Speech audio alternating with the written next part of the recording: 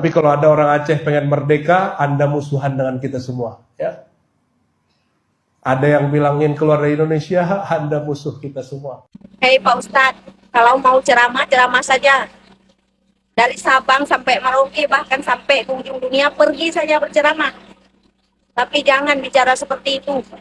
Ketahuilah Pak Ustadz, dengan Anda mengeluarkan bahasa seperti itu berarti 80% orang Aceh musuh Anda.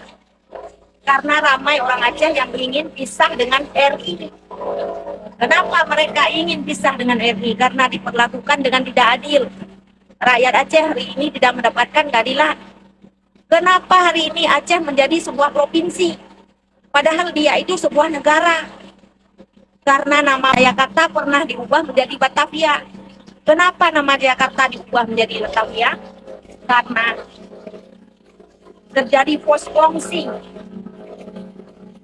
pada pemerintahan Belanda. Paham? Tidak sedikit orang Indonesia yang berkhianat kepada negaranya sendiri sedari dulu. Jadi hari ini ramai orang Indonesia pintar berdakwah, pintar berbicara karena siapa? Karena orang Aceh. Paham sejarah enggak? Tanpa Anda mengeluarkan kata-kata seperti itu, memberitahu kami bangsa Aceh, kami sudah tahu kalau melawan kepada pemerintah itu salah, tidak dibenarkan, haram hukumnya. Kami tahu, bukan kami nggak tahu. Damai di Aceh hari ini ibarat neraka, tapi kenapa masih bertahan? Karena kami tidak memberontak kepada pemerintah kami. Tapi kalau negara lain diperlakukan seperti ini, sudah habis dibakar semuanya. Yang harus angkat kaki dari Aceh itu Indonesia. Siapa yang ajak bergabung? Di saat Indonesia, Jayakarta dan seluruhnya dulu ditindas habis-habisan oleh Belanda dan Jepang. Aceh menjadi nafas baru buat mereka. 2 pesawat RI menjadi bukti. Yang satunya Dakota DC-3, yang satunya lagi Selawah RI. Itu menjadi bukti nyata. Karena apa? Karena kesepakatan dan janji-janji, walaupun nggak ditepati. Kenapa DITI itu ada? Berasalkan dari janji yang tidak ditepati. Kenapa AM itu tumbuh? Berasalkan dari ketidakadilan. Diperlakukan tidak sesuai dengan harapan. Hanya omong-omong saja. Kenapa gerakan Aceh Merdeka itu lahir? Kenapa ada? Karena rakyat Aceh selalu tidak mendapatkan keadilan. Tapi kenapa hari ini perdamaian kami jaga dengan sekuat tenaga? Karena perdamaian yang kami dapatkan bukan kami beli dengan uang. Tapi perdamaian yang didapatkan oleh orang Aceh dibeli dengan ribuan nyawa yang melayang. Paham? Banyak anak-anak yang putus sekolah, sekolah dibakar hanya untuk mendapatkan sebuah tanda tangan. Banyak ibu-ibu yang menjadi janda secara tiba-tiba di masa konflik yang berkepanjangan. Kenapa? Hanya untuk mendapatkan sebuah perundingan. Banyak orang-orang yang disiksa, dikurung, dibakar seperti di Bakongan. 12 orang dibakar, 4 orang tewas ditembak di tempat. Rumah dibakar, hidup-hidup orang dipanggang. Hanya demi mendapatkan sebuah perdamaian. Orang Aceh sebenarnya nggak butuh merdeka karena dari dulu mereka sudah merdeka. Aku tegaskan sekali lagi, dari dulu Aceh sudah merdeka. Kenapa hari ini Aceh tidak dilepaskan? Apa yang nggak ada di Aceh?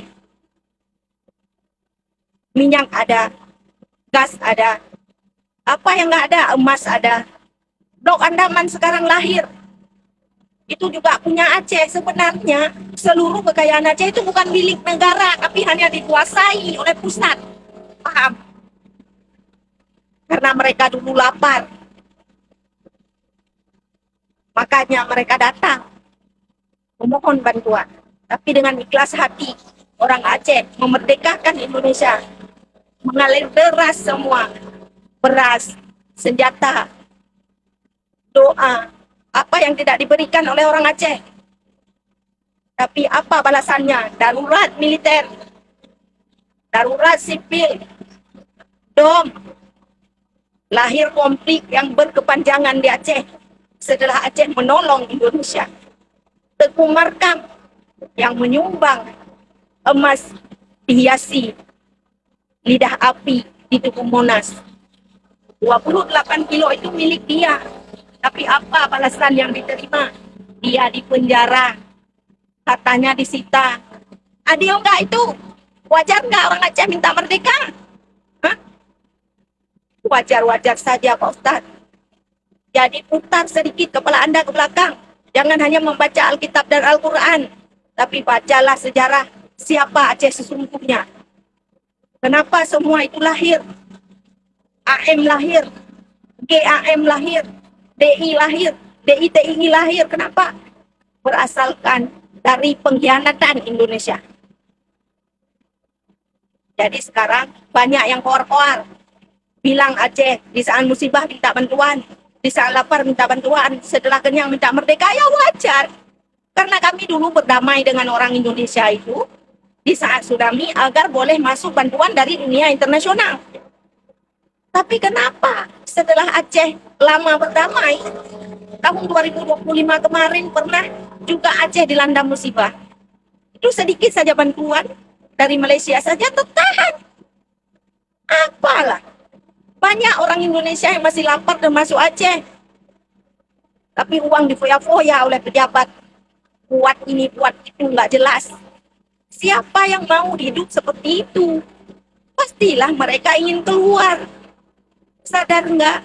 90% hari ini Aceh menjadi musuh kalian. Bukan karena kami tidak menghargai perjuangan di masa lalu, tapi kami yang selalu ditindas dan diinjak-injak bahkan dalam negara damai. Tidak sedikit orang Aceh korban dalam negara damai. Ada orang Aceh yang ditembak tewas dalam negara damai.